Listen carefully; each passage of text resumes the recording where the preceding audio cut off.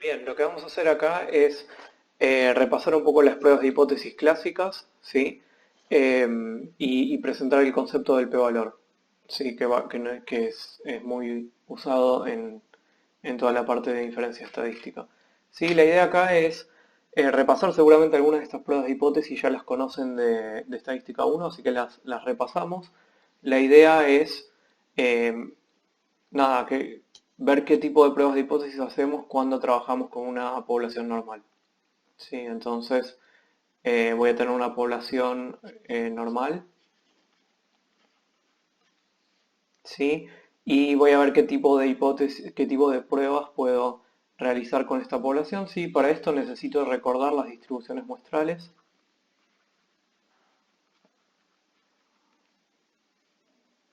¿sí? Recuerden las distribuciones muestrales asociadas a una población normal, las vamos a usar todo el tiempo.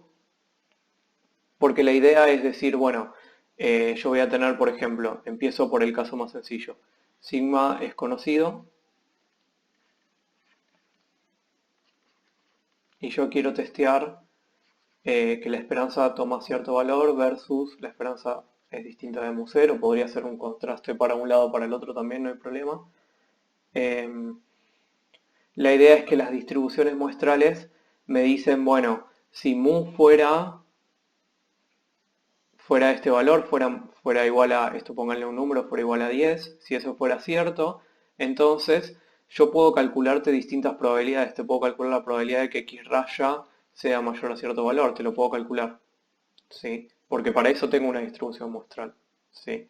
Entonces, las distribuciones muestrales son quienes me ayudan a determinar qué tipo de escenarios son más factibles cuando la hipótesis es nula es cierta y qué tipo de escenarios son menos factibles. Y en función de lo que veo, decido si la hipótesis nula es cierta o no con cierto nivel de significatividad. ¿Sí? Entonces, nada, recuerden esto, las distribuciones muestrales son los que me determinan cuáles son las probabilidades de observar lo que yo estoy viendo que sucede cuando efectivamente saco la muestra. ¿Sí? Por eso es que aparecen acá y aparecieron también en intervalos de confianza porque no necesitábamos las probabilidades y aparecen en esta parte de pruebas de hipótesis. ¿Sí? Entonces, para este caso que estamos eh, representando acá, que es población normal con varianza conocida, vamos a usar la prueba clásica que es, bueno, agarra X raya, estandarizalo, y esto tiene distribución normal. Cuando bajo la hipótesis nula, o sea, bajo H0, sí, esto es lo que... y bueno, en función de eso podemos encontrar un valor Z teórico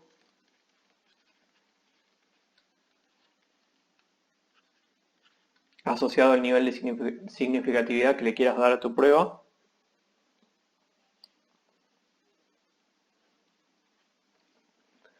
Y cuando saques una muestra vas a tener un Z empírico, si esto es asociado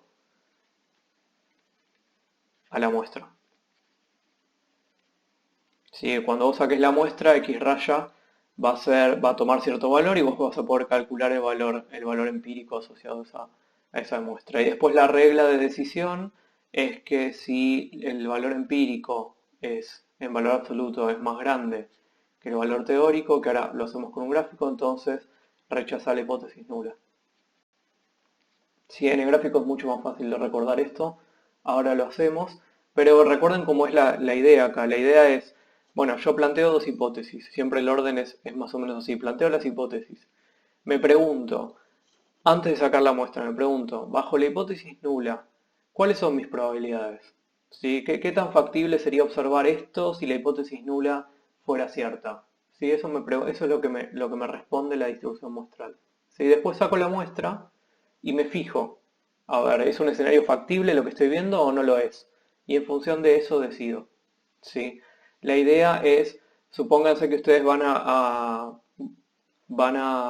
quieren hacer inferencias sobre cuánto miden en promedio las personas en un país donde las personas son muy altas, ¿sí?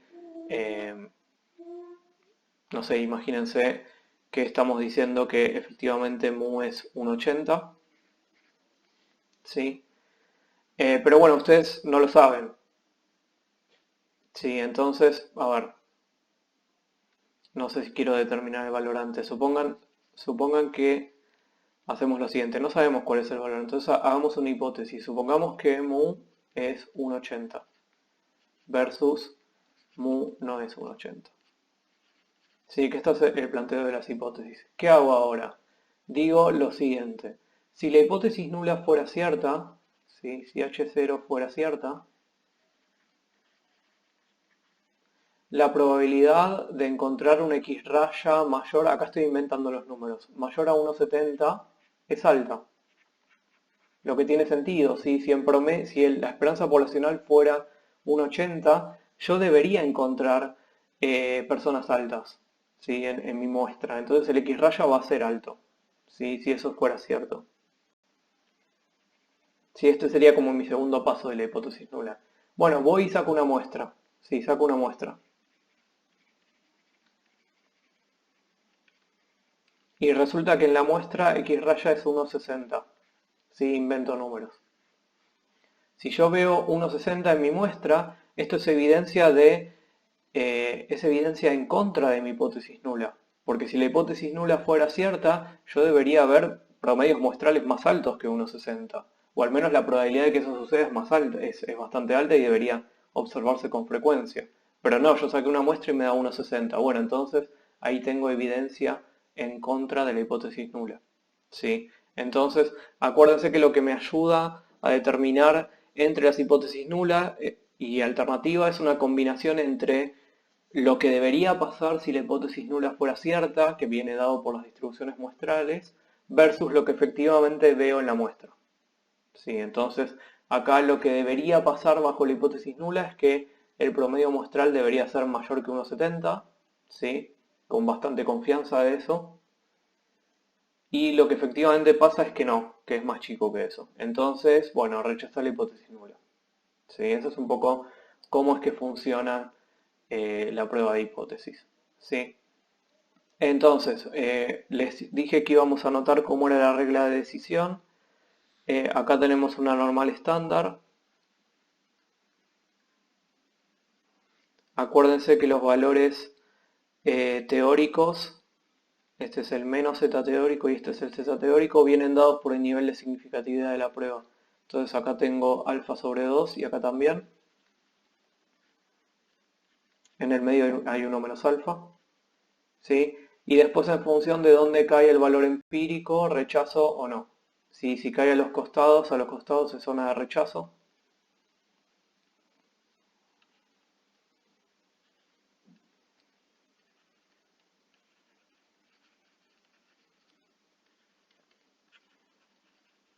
Y en el medio es una zona de aceptación. Sí, eso era lo que habíamos escrito con el módulo, sí, pero es lo mismo. Y de hecho siempre recomendamos que hagan el gráfico porque les sirve a ustedes a ordenar todos los cosas y ordenarse para encontrar bien los valores críticos que necesitan. ¿Sí? Bien. Bueno, tenemos una prueba para la esperanza cuando conocemos el desvío, pero si no lo conocemos, nosotros tenemos la distribución T, así que hacemos la misma prueba, ¿sí? Una prueba similar.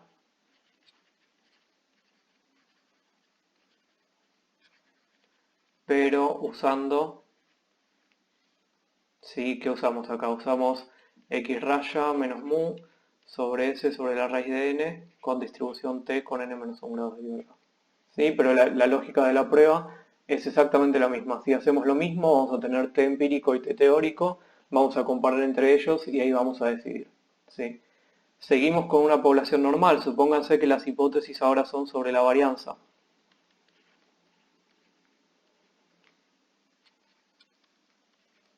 Misma lógica. ¿Qué distribución muestral puedo usar acá? Puedo usar la chi cuadrada, que me decía que n-1 veces la varianza muestral dividido la varianza poblacional, que es bajo la hipótesis nula, tiene distribución chi cuadrada con n-1 grados de libertad. ¿Sí?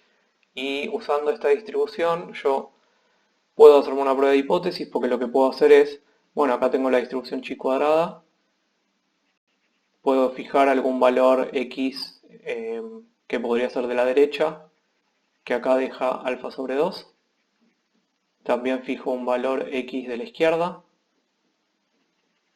que también deja alfa sobre 2, y 1 menos alfa en el medio, ¿sí? Y en función de eso después me fijo cuánto da el valor empírico cuando hago esta cuenta de acá y decido entre las hipótesis, ¿sí? Así que esto funciona siempre la misma lógica, lo que hay que saber bien es qué distribución muestral usar en cada caso, ¿sí? De hecho podemos hacer lo mismo con dos poblaciones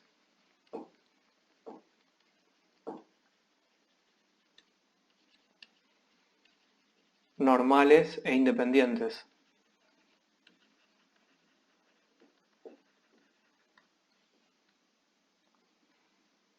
Sí, podemos, supongan que podemos decir que X tiene distribución normal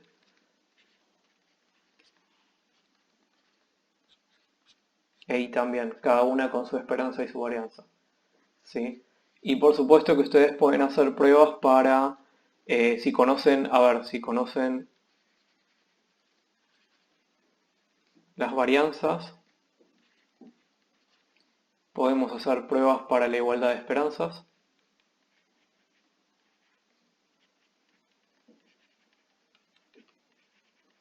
Sí, con el estadístico de prueba que ya conocemos, que era el X raya menos Y raya menos mu X menos mu Y, que es la diferencia de las medias, dividido por el desvío, que es la raíz de la suma de las varianzas. ¿Sí? Entonces tenemos sigma cuadrado X sobre NX más sigma al cuadrado Y sobre NY. Esto tiene distribución normal y hacemos lo mismo que hicimos para el caso de una sola población, pero ahora son dos. Si no lo conocemos, podemos hacer lo mismo con sigma cuadrado X y sigma al cuadrado Y desconocidos, pero iguales. Usamos la distribución T y usamos la varianza amalgamada, ¿sí? Entonces podemos testear las mismas hipótesis. Esto va a ser mu X menos mu Y. Y abajo teníamos la raíz de la varianza amalgamada. Y acá teníamos 1 sobre NX más 1 sobre NY. Y esto tenía una distribución T con NX más NY menos 2 grados de libertad. Y la varianza amalgamada era ese promedio ponderado entre las varianzas muestrales.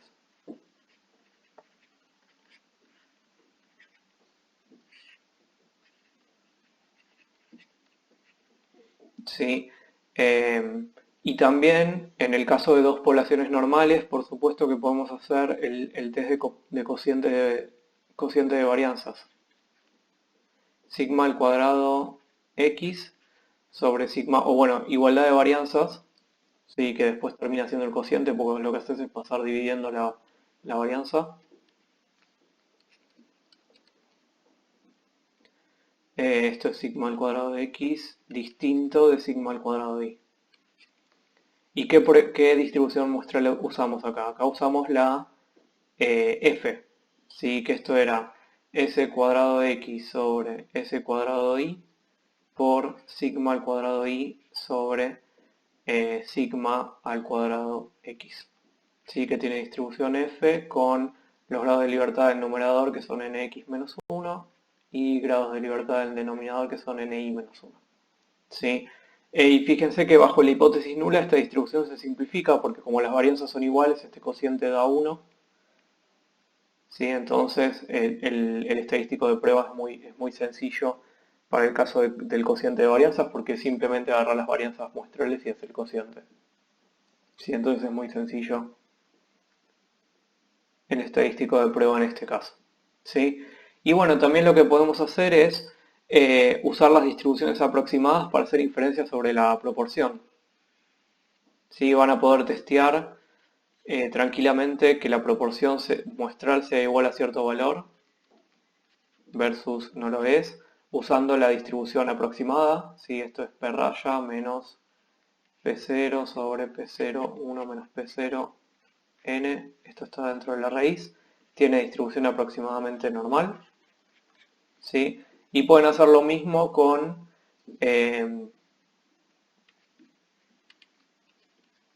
si tienen dos poblaciones o dos proporciones que quieren comparar, pueden hacer lo mismo. ¿Sí? Esto siempre usando una distribución aproximada, así que necesito tener dos muestras lo suficientemente grandes, pero voy a poder hacer esta comparación. Si acá lo que podría hacer es hacer la diferencia entre las proporciones muestrales, ¿sí? Para esta prueba de acá, menos la diferencia en las poblaciones, que ni la escribo, dividido por, bueno, esto a veces puede cambiar, por ahí me conviene escribirlo, y esto es 1 sobre nx, 1 sobre ni, y esto está todo dentro de la raíz. ¿Sí? Esto tiene distribución aproximadamente normal. El que acabo de escribir acá es solo para testear igualdad de proporciones. ¿Sí? ¿Cómo me doy cuenta de eso? Porque fíjense que abajo, en donde debería estimar las varianzas de manera separada, las estimé todas juntas. Porque como bajo la hipótesis nula las proporciones son iguales, lo que haces con ese p-monio es meter todo en una misma bolsa y sacar una sola estimación para la varianza. ¿Sí? Entonces acá es la cantidad de éxitos en X más la cantidad de éxitos en la población Y dividido todo lo que tenés, nx más ni. Si usas el p-monio ahí abajo, entonces nada. Con esto uno puede hacer una prueba para la igualdad de proporciones con una distribución normal aproximada. ¿Sí? Y esas son las pruebas de hipótesis clásicas con las que vamos a estar trabajando, las que son asociadas a una población normal o dos poblaciones normales, y las que son asociadas a este fenómeno dicotómico, pero las aproximamos con la normal.